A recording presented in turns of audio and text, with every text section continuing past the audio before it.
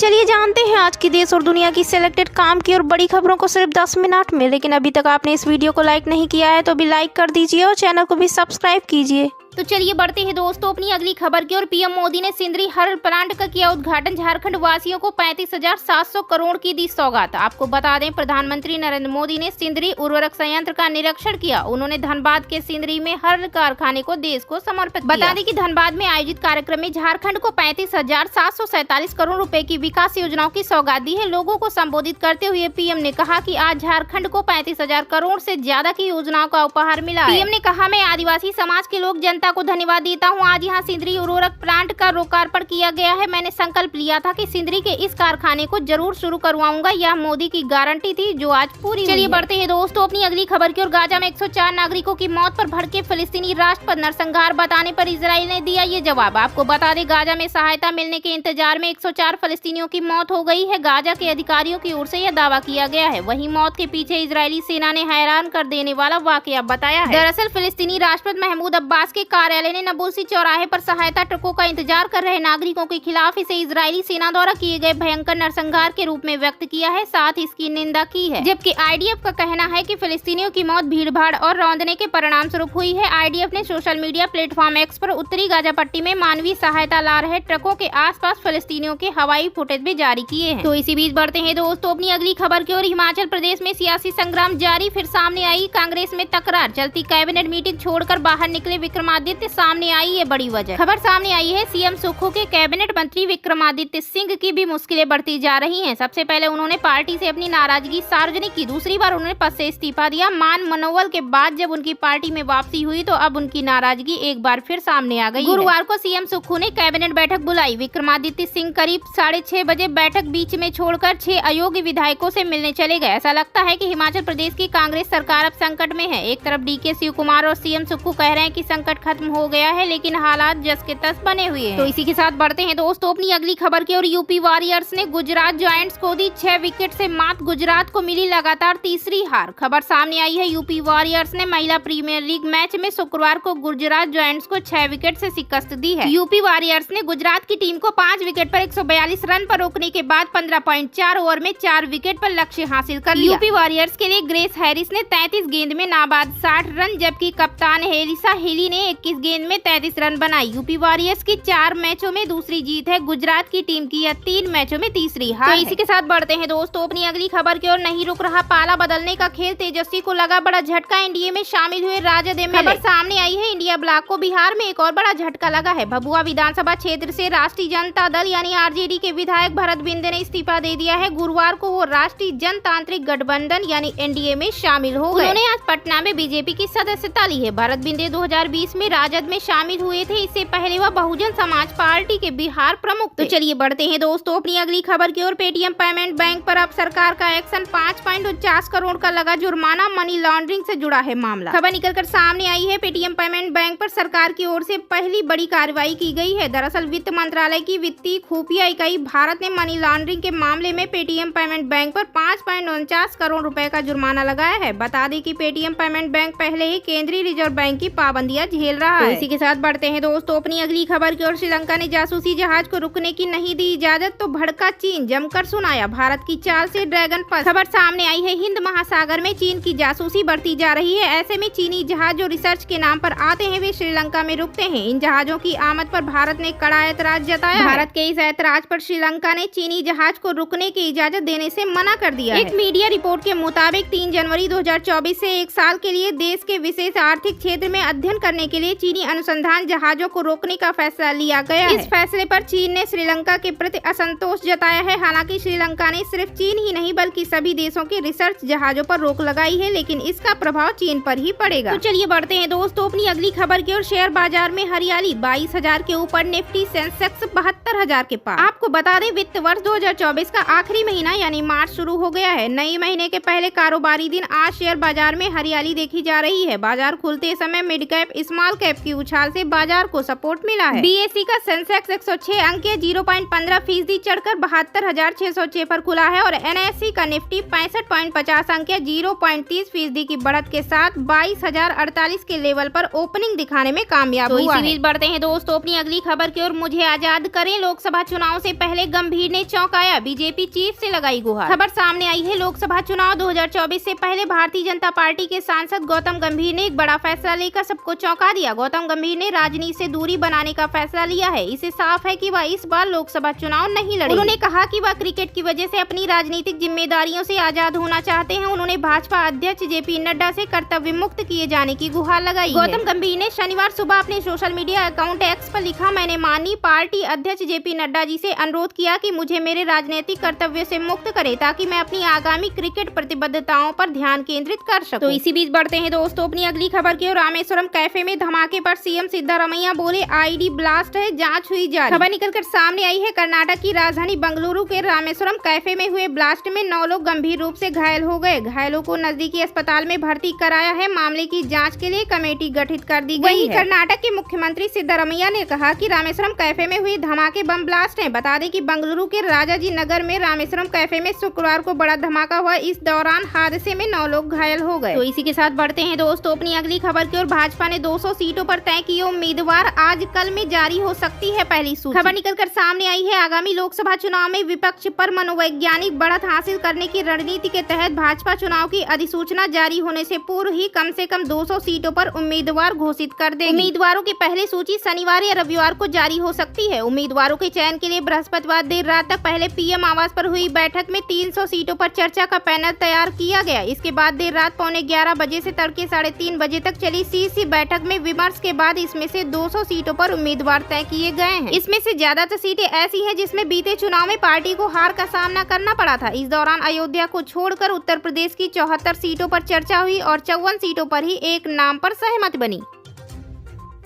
तो चलिए बढ़ते हैं दोस्तों अपनी अगली खबर की ओर। PM मोदी ने सिंदरी हर प्लांट का किया उद्घाटन, झारखंड वासियों को 35,700 करोड़ की दी सौगात। आपको बता दें, प्रधानमंत्री नरेंद्र मोदी ने सिंदरी उर्वरक संयंत्र का निरीक्षण किया। उन्होंने धनबाद के सिंदरी में हर कारखाने को देश को समर्पित किया। बता दें कि धनबाद में आयोजित कार्यक्रम में झारखंड को 35,747 करोड़ रुपए की विकास योजनाओं की सौगात दी है। लोगों को संबोधित करते हुए PM ने कहा कि आज झारखंड को 35,000 करोड़ से ज्यादा की योजनाओं का उपहार मिला है। PM ने कहा, मैं आदिवासी समाज के लोग जनता को धन्यवाद देता हूं। आज यहां सिंदरी उर्वरक प्लांट का लोकार्पण किया गया है। मैंने संकल्प लिया था कि सिंदरी के इस कारखाने को जरूर शुरू करवाऊंगा। यह मोदी की गारंटी थी जो आज पूरी। चलिए बढ़ते हैं दोस्तों अपनी अगली खबर की ओर। गाजा में 104 नागरिकों की मौत पर भड़के फिलिस्तीनी राष्ट्र पर नरसंहार बताने पर इजराइल ने दिया ये जवाब। आपको बता दें, गाजा में सहायता मिलने के इंतजार में 104 फिलिस्तीनियों की मौत हो गई है। गाजा के अधिकारियों की ओर से यह दावा किया गया है। वहीं मौत के पीछे इजरायली सेना ने हैरान कर देने वाला वाकया बताया है। दरअसल फिलिस्तीनी राष्ट्रपति महमूद अब्बास के कार्यालय ने नबुल्सी चौराहे पर सहायता ट्रकों का इंतजार कर रहे नागरिकों के खिलाफ इसे इजरायली सेना द्वारा किए गए भयंकर नरसंहार के रूप में व्यक्त किया है, साथ ही इसकी निंदा की है। जबकि IDF का कहना है कि फिलिस्तीनियों की मौत भीड़भाड़ और रौंदने के परिणाम स्वरूप हुई है। IDF ने सोशल मीडिया प्लेटफॉर्म X पर उत्तरी गाजा पट्टी में मानवीय सहायता ला रहे ट्रकों के आसपास फिलिस्तीनियों के हवाई फुटेज भी जारी किए हैं। तो इसी बीच बढ़ते हैं दोस्तों अपनी अगली खबर की ओर। हिमाचल प्रदेश में सियासी संग्राम जारी, फिर सामने आई कांग्रेस में तकरार। चलती कैबिनेट मीटिंग छोड़कर बाहर निकले विक्रमादित्य, सामने आई ये बड़ी वजह। खबर सामने आई है, CM सुक्खू के कैबिनेट मंत्री विक्रमादित्य सिंह की भी मुश्किलें बढ़ती जा रही हैं। सबसे पहले उन्होंने पार्टी से अपनी नाराजगी सार्वजनिक की, दूसरी बार उन्होंने पद से इस्तीफा दिया। मान मनोवल के बाद जब उनकी पार्टी में वापसी हुई तो अब उनकी नाराजगी एक बार फिर सामने आ गई। गुरुवार को CM सुक्खू ने कैबिनेट बैठक बुलाई। विक्रमादित्य सिंह करीब 6:30 बजे बैठक बीच में छोड़कर 6 अयोग्य विधायकों से मिलने चले गए। ऐसा लगता है कि हिमाचल प्रदेश की कांग्रेस सरकार अब संकट में है। एक तरफ DK शिवकुमार और CM सुक्खू कह रहे हैं कि संकट खत्म हो गया है, लेकिन हालात जस के तस बने हुए हैं। तो इसी के साथ बढ़ते हैं दोस्तों अपनी अगली खबर की ओर। यूपी वॉरियर्स ने गुजरात जायंट्स को दी 6 विकेट से मात। गुजरात को मिली लगातार तीसरी हार। खबर सामने आई है, यूपी वॉरियर्स ने महिला प्रीमियर लीग मैच में शुक्रवार को गुजरात जायंट्स को 6 विकेट से शिकस्त दी है। यूपी वॉरियर्स ने गुजरात की टीम को 5 विकेट पर 142 रन पर रोकने के बाद 15.4 ओवर में 4 विकेट पर लक्ष्य हासिल कर लिया। यूपी वॉरियर्स के लिए ग्रेस हैरिस ने 33 गेंद में नाबाद 60 रन, जबकि कप्तान हेलिसा हिली ने 21 गेंद में 33 रन बनाए। यूपी वॉरियर्स की 4 मैचों में दूसरी जीत है। गुजरात की टीम की यह 3 मैचों में तीसरी हार। तो इसी के साथ बढ़ते हैं दोस्तों अपनी अगली खबर की ओर। नहीं रुक रहा पाला बदलने का खेल, तेजस्वी को लगा बड़ा झटका। एनडीए में शामिल हुए राजद एमएलए। खबर सामने आई है इंडिया ब्लॉक को बिहार में एक और बड़ा झटका लगा है। भभुआ विधानसभा क्षेत्र से राष्ट्रीय जनता दल यानी आरजेडी के विधायक भरत बिंदे ने इस्तीफा दे दिया है। गुरुवार को वो राष्ट्रीय जनतांत्रिक गठबंधन यानी एनडीए में शामिल हो गए। उन्होंने आज पटना में बीजेपी की सदस्यता ली है। भरत बिंदे 2020 में राजद में शामिल हुए थे। इससे पहले वह बहुजन समाज पार्टी के बिहार प्रमुख थे। तो चलिए बढ़ते हैं दोस्तों अपनी अगली खबर की ओर। पेटीएम पेमेंट बैंक पर अब सरकार का एक्शन, 5.49 करोड़ का लगा जुर्माना। मनी लॉन्ड्रिंग से जुड़ा है मामला। खबर निकलकर सामने आई है। पेटीएम पेमेंट बैंक पर सरकार की ओर से पहली बड़ी कार्रवाई की गई है। दरअसल वित्त मंत्रालय की वित्तीय खुफिया इकाई भारत ने मनी लॉन्ड्रिंग